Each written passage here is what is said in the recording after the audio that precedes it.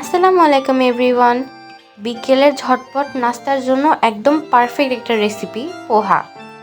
খুব সহজেই বানানো যায়, খুবই কম উপকরণ দিয়ে।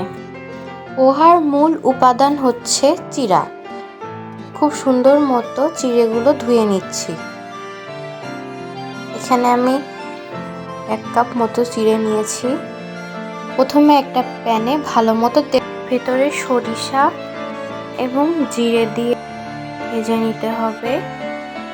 রসুন কুচি দিয়ে ভেজে নেব এবং তারপরে পেঁয়াজ কুচি দিয়েও ঠিক একইভাবে ভেজে নিব। তার ভেতরে গাজর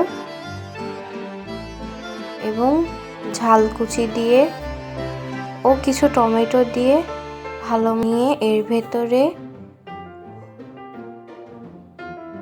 হলুদ, লাল মরিচের গুঁড়া ও ধনিয়া গুঁড়া দিয়ে তার ওপরে আগে থেকে ভিজিয়ে রাখা চিড়ে এবং চীনাবাদাম, লেবুর পাতা কুচি এবং আগে থেকে সিদ্ধ করে নেওয়া আলু, এগুলোকে খুব সুন্দর মিক্স করতে হবে।